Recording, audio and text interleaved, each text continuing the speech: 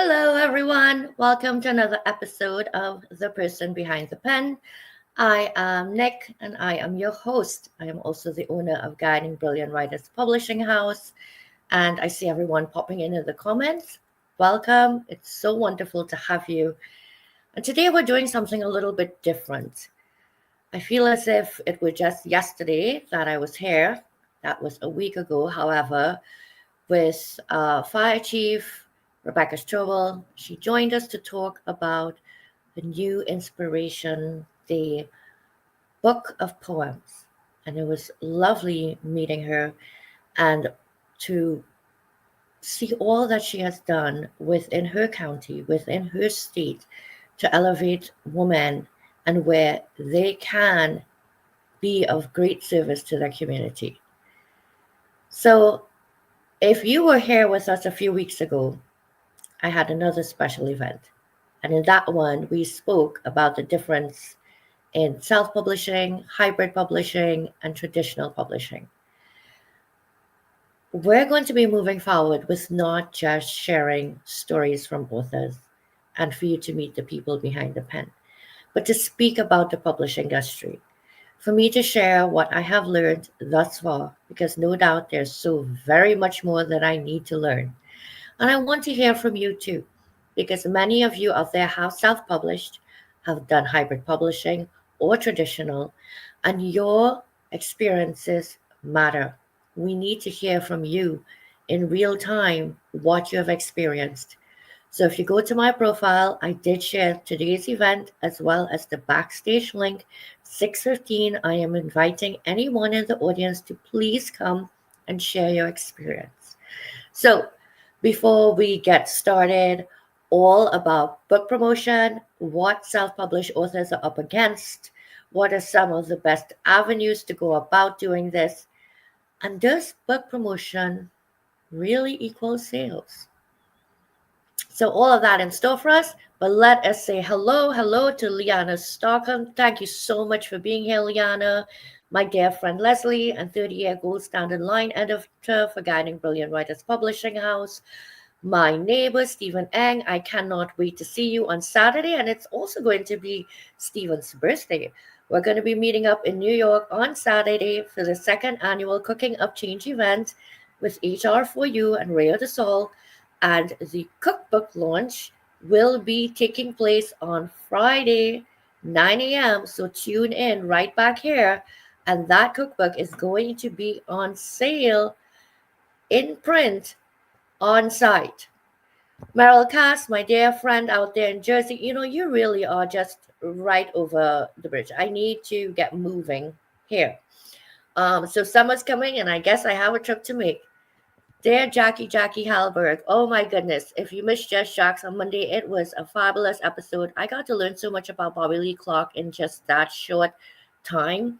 Go check out the replay. Jackie is one of those hypermen out there that you just absolutely need to know.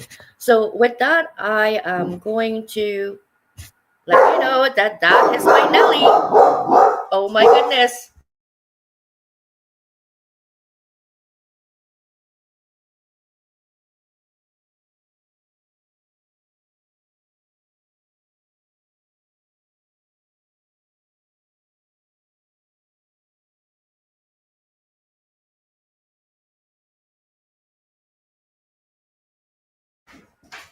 Well, that's not how I expected things to go, but real life happens, and Mr. Galindo just walked in the door, and Nellie Belly is so very happy to see her daddy, and we had a little bit of confusion, so I'm so sorry about that. If anybody knows me, well, they certainly know Nick, and yeah, this is real life. I am not apologizing for that. All right, so we are here to talk about book promotion. Let's just dive right on in. We're probably going to wrap at 6:30. Again, at 6:15, please feel free to come up on stage. I would love to know what your experiences have been with promoting your books as a self-publisher. So let's jump into Amazon KDP. It is the biggest platform and the most used platform by indie authors. First time writing, first time publishing. It is the easiest platform to manage. It is also the platform that pays out the highest royalties. Did you know that 68% to 87% of all ebooks are sold through Amazon because of because of Kindle Unlimited. I apologize. Because that particular app has such reach, that is one of the best, so the best selling platform for ebooks. Now, you could also go on to something called digital to digital. It's something that I'm exploring right now. You do not get as high royalties there, but what it will do is it will send you across many platforms. And this is how you're going to grow your visibility when you look to promote your book. If, however, your desire for initial sales is royalties, then I highly recommend Kindle Direct Publishing. I see Leslie's asking where is the link. Leslie, the link is check my wall. I just reposted this event and the link is right there. Thank you so much. Meryl was saying hi to Nellie. I did apologize for that. Nellie's back there now making a bunch of noise with her toys. I'm so sorry about that, guys. Well, actually, no, I just said I'm not apologizing for that. Really, Nick? Anyway, and I want to share Jackie's comment here because I do want to take a moment to recognize her again. A lot of us are out there doing live shows and we really try to support one another and get there, but it's so much more than supporting each other by being present. That is actually such a huge networking opportunity and ties right into the book promotion theme here. So you're an indie author. You have a following on maybe 1, 2, 3 social media platforms, not terribly heavy. But I want you to ask yourself this question. Do you know 50 people in your life right now? And I need people to answer this question in the comments. Do you know 50 people in your life right now that if you said, I am publishing a book tomorrow, you would not have to think twice that those 50 people will purchase your book at $20, read it, and leave a review? So that is the question I am posing to you, and I'm asking you to drop that in the comments. That question stops people dead in their tracks. And I will say that even though I meet a lot of people who are interested in writing a book, I am certainly not here to sell them on fairy tales. The book industry is tough. It is saturated. 7,500 ebooks launching a day on Amazon, which is the biggest platform. So you have to think for a moment, who is your target audience? How are you reaching them? Are the people in your community, in your social media engagement, your readers? They may not necessarily be your readers. So how do you go find your readers? I also want to say, if you are going to publish a book for the first time and it is simply for the love of writing and you want to write fiction or nonfiction, you really should be doing your research as to what type of books are trending at this time. So right now on the top of the list, and for the last 2 years running, romance. Romance is the number one selling genre. And right now there is a hybrid called romantasy. It's romance and fantasy. So you see now how these genres are splitting. They are combining because of the saturation of how much there is out there in terms of availability for books to read. So people are not just looking for the sole genre anymore. They're looking for it mixed with something. So the second is actually it is sci-fi fantasy, but more that of another hybrid that has taken on a lot of popularity now. And that is more futuristic sci-fi and tapping into the relevance of AI and even politics. If you could tie that somehow into what is imaginable in the near future and what it can look like, these are a lot of what people are looking for to read now. Now, I share this with you because when you decide to publish a book, you need to stop and ask yourself why. What it is that you want out of this. Are you looking to make money? Are you looking to help other people? Are you looking to share this because it is a goal of yours to publish and you always wanted to do so? Because without your why, you're going to be very disappointed no matter which direction of promotion you take. So if you joined earlier at 6 o'clock when the show just started, you would have seen that I ran some additional promotion other than what I usually run for the intro video. That was just a little bit of a touch to show that Guiding Brilliant Writers has gone cross genre. So when you are thinking of publishing, if you're going to work with a hybrid publisher, you probably want to search for someone that is within your genre. Now, did I just sell myself out? Well, no, not really. Because as a publishing company, we are cross genre here. And the proof is in the pudding when we're doing books like psychological thrillers and horrors, and we're doing books like storybooks, inspirational, motivational, self-help. My goodness gracious, I just lost my train of thought there. And that's because I'm also trying to read the comments. So let's see if we could get something up here. Stephen, really, Bill, I would say that Stephen knew that because Stephen works in the library and actually shares a lot of what's going on with me. And my goodness, look at those statistics and what it is that you're up against. And this is by no means me coming to tell you, don't publish a book. That is ridiculous. I'm here to tell you to do your research carefully. Okay, and internet is not the only research. Talk to other people who have self-published. Ask them for tips and tricks. What are the things they went through? Ask people who have hybrid published and what it is that they went through as well. So some of the biggest challenges that people face when they're promoting is they think that the publisher they hire is the person that's going to sell their books. Promotion, marketing, sales, different. Are they intertwined? Yes, they are intertwined. But promotion alone is not enough to get your books sold. I can't express this enough to potential authors and the people that I work with. Promotion is ongoing. Your network is constantly growing, online and in person. If you don't keep talking about your book, then you are leaving money on the table.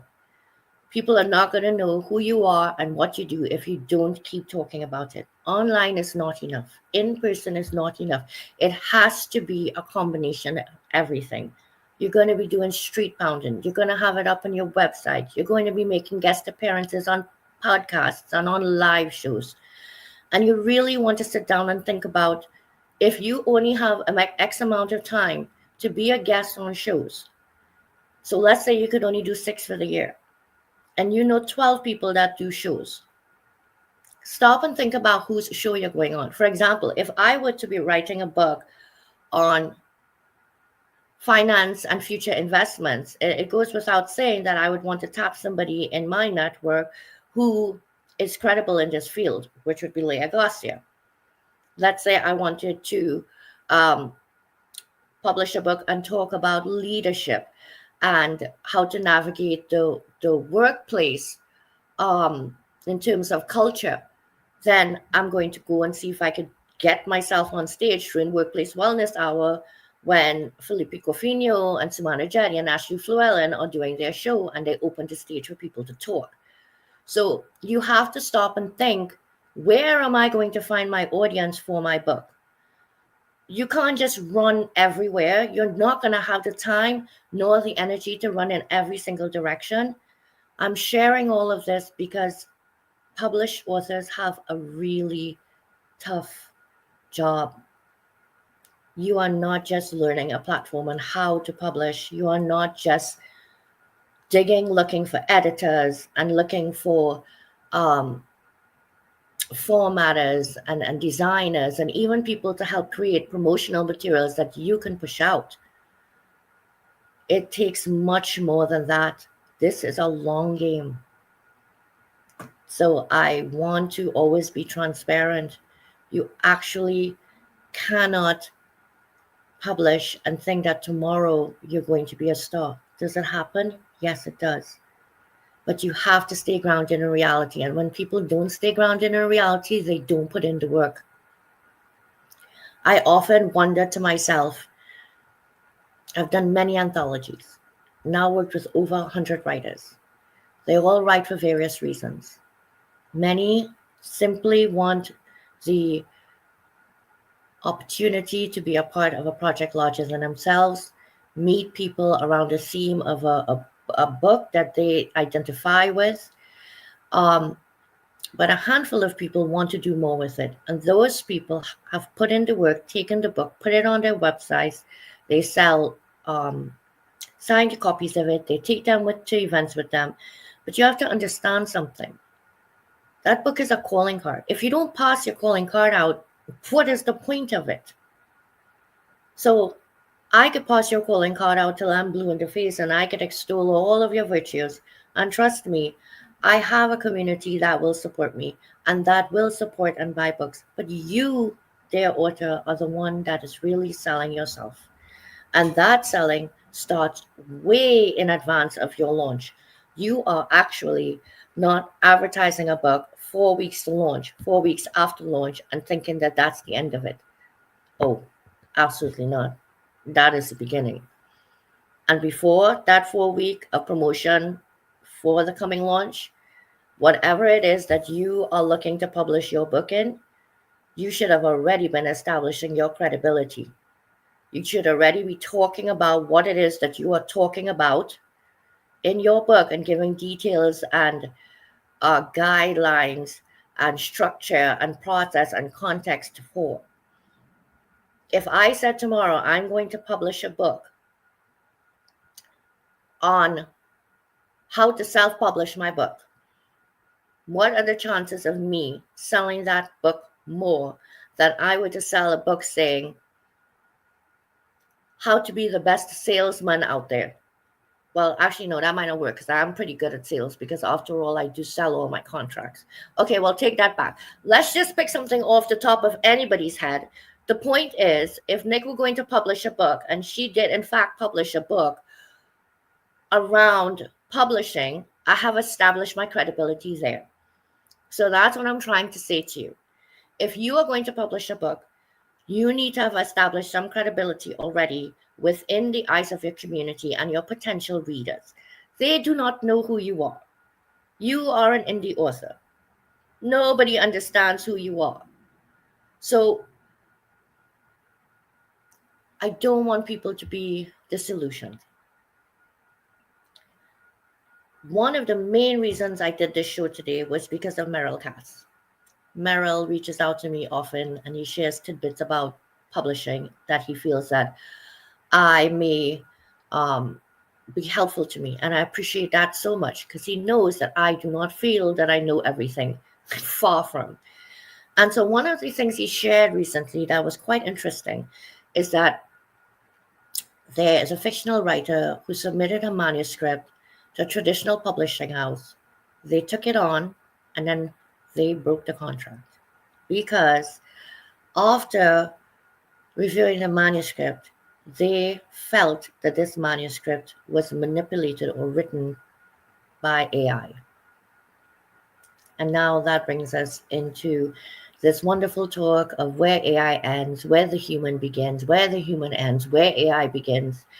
And for creative aspect of writing, it's very challenging for me as a creative writer when I think about this. It is a tool, yes, and it certainly does help writers to put their thoughts together. But there are some very obvious giveaways when you are using AI to write. I don't mean just the M dashes. We all know about the M dashes. But there is a certain flow and structure to the certain sentence structure. If you've read enough written by AI, you would recognize it. So just think about it. The same way that you feel about reading content that you can tell is written by AI and not the human behind it. Now, how would your readers feel with you putting out a book like that? Now, I heard somebody argue if the book's a good book, I could care less if it was written by AI. Okay, fair enough. Fictional, perhaps. But If you're writing based on your story and your experience, AI has not lived your life as long as you have. And no matter how much you have taught it, it is never going to be able, in my opinion, to sound and be exactly like you. It will come close, but you know what that special ingredient is in your story? It's you. So I went off on a tangent of AI there because I wanted you to understand what's happening in the publishing industry and how it is that it is becoming very scrutinized. Before, Amazon KDP would only gather information, right, to see how much AI was being used in terms of measuring what was being used out there. Now it is becoming an obstacle in many cases if you are not using the tool correctly. Okay, so we went there. Now, the other part of all of this, again, that Meryl drew to my attention, and this is something that I really want to share with people out there. Be very careful and vet your resources, please.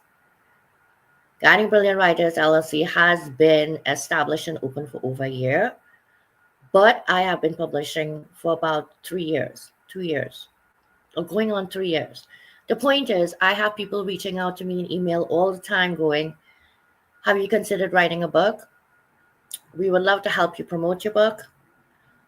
We want to invite you to come and speak in our book club in the Bronx, which is right around the corner from me. And when you investigate these, there is a cost involved. And there is nothing wrong with pay to play if you have the money to invest, if you understand what you're getting into, if you're going to take it all the way, if you trust who it is you're sending the money to. There is nothing wrong with pay to play. But you need to understand if there is a return on investment and what that return on investment looks like to you. Because that return on investment may not necessarily be dollars, it may be reach. So I want to share some of these comments coming up here.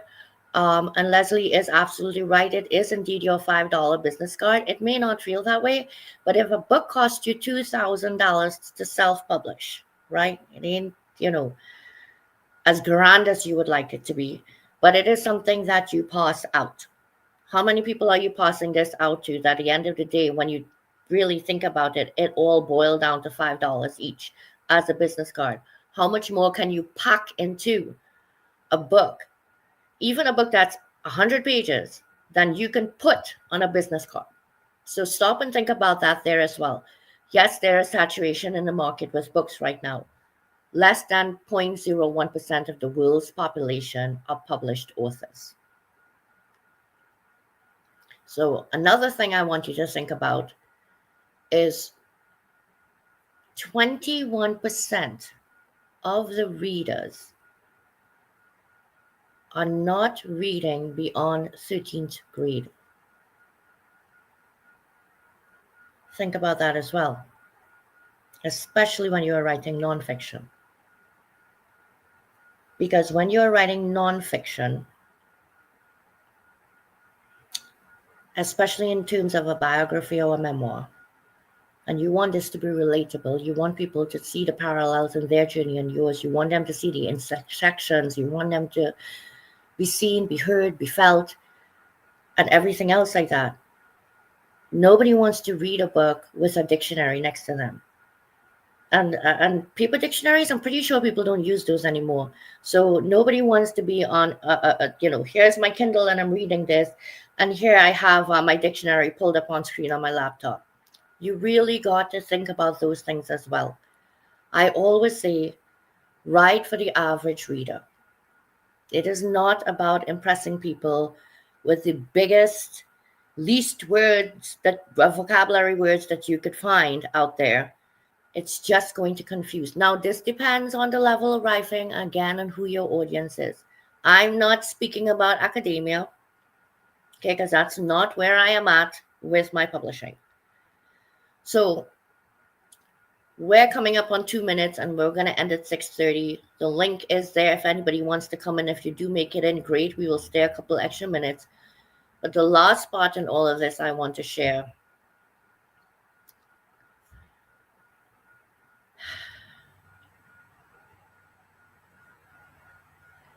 Everybody's story matters. People see it all the time.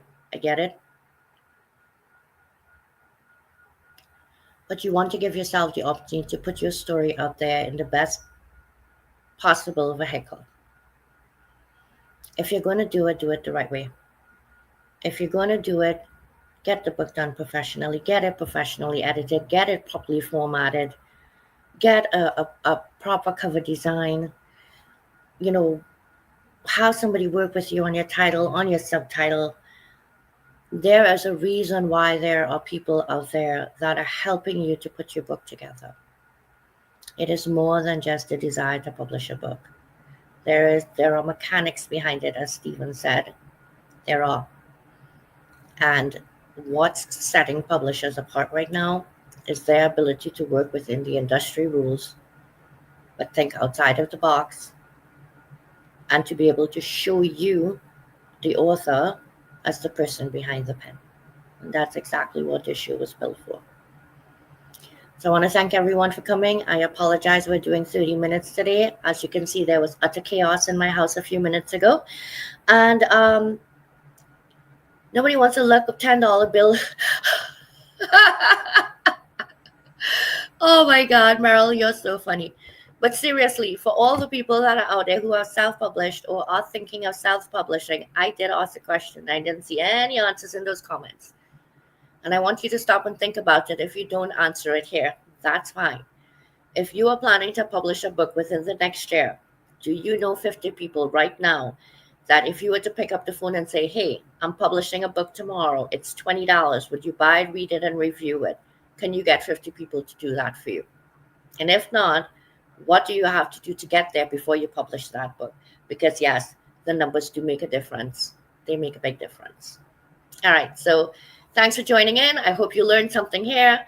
Reach out to me if you have any other questions. I am always happy to answer them. I will share everything as I learn. I'm not giving away any secrets because, to be honest with you, oh, wait, let's see. All right, there you go. Get your hands on their books and read them. That is certainly a very good way to do it, because you will know whether or not they have put in the work to get their work out there right. And even then, still be careful. Each person has to hold to their standard no matter what it is they do, and you have a right to hold to yours. Do not seek out the cheapest person out there and hope for the best. Nobody's saying you have to go for the most expensive either. But let's see. By the way, do you support 50 people in your network? My answer to that question is yes. I know that I support more than that. So ask yourself that question, and ask yourself what it is support shows up as. All right, because supporting somebody in your network, 50 of them, absolutely does not mean that you're showing up on every single post and every single show. Your presence, even for 5 minutes in a room, is valuable to the person who sees your value based on the quality of the way that you show up. Think about that. It is the quality of the way that you show up, not the amount of times that you show up. All right. So yeah, I could yap forever. We're 2 minutes over what I'd hoped to do. Again, do not feel you cannot reach out and ask questions. There's a lot of information out there. It even confuses the crap out of me. But there are moments when I need clarity and I know who I can go to. Somebody like Stephen Eng, for example, who's very up and up on what's going on in the author industry all the time, has feet on the ground, in the library, speaking to the public. Know who it is that you're speaking to. All right? And most of all, if you do go to work with a publisher, and said publisher is not willing to tell you straight up, listen, I don't know if I could give you what it is that you're looking for, and therefore turn you on to someone else, you've got to ask yourself if that's the person that you really want to work with. All right. Have a great night, everyone. Nellie's in the backyard. Otherwise, I would totally bring Chief of Staffy to say hello. But I need to go run in the backyard, see what's going on, because apparently Chief of Staffy enjoys eating sticks. And I just found out that she also enjoys eating the solar lights, gas plastic. She likes to take a nibble out of them. So, goodness gracious. No people, no stories, no books. So just remember, it always starts and always ends with the people. And that's you and me. Bye bye now.